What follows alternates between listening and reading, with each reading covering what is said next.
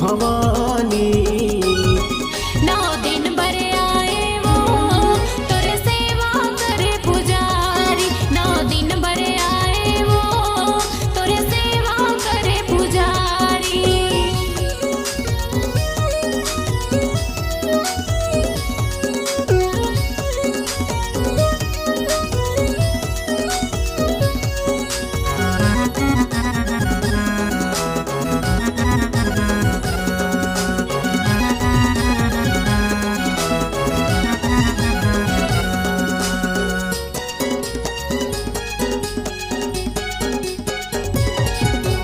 चैत कुंवारे की महीना में माता नौ नौ रूप बनाई माँ।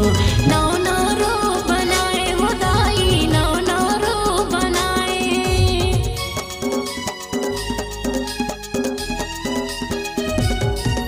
इस शाम सवेरे तुरंग नामा जगमग जोत जलाई माँ।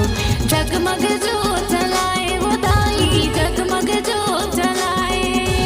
लाल चुनरिया ओढ़ के, लाल चुनरिया ओढ़ के आई दुर्गा भवानी।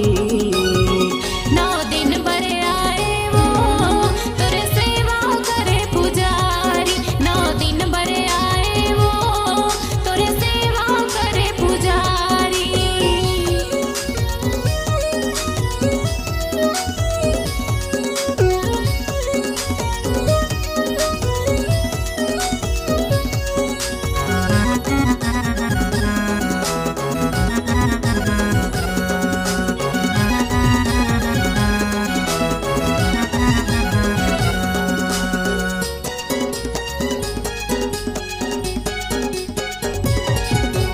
हे दुर्गा ते काली मैया पापीला मार भगाई नू।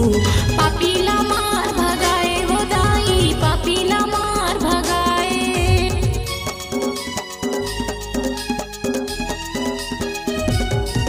ये 16 सिंगार करके मैया दुनिया लतह बचाई माँ। दुनिया लत हाँ बचाए वो दाई, दुनिया लत ही बचाए। लाल चुनरिया ओढ़ के, लाल चुनरिया ओढ़ के आई दुर्गा भवानी। 9 दिन बरे आए वो तोरे सेवा करे पुजारी। 9 दिन बरे आए वो तोरे सेवा करे पुजारी।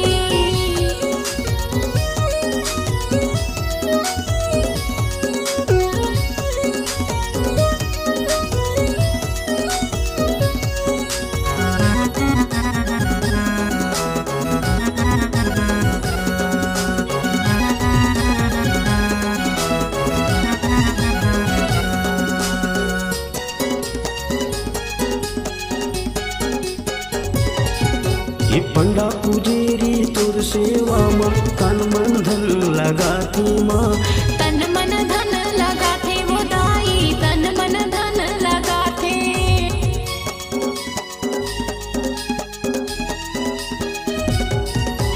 तुर दर्शन पाती मैया मुँह मांगे फल पाती माँ।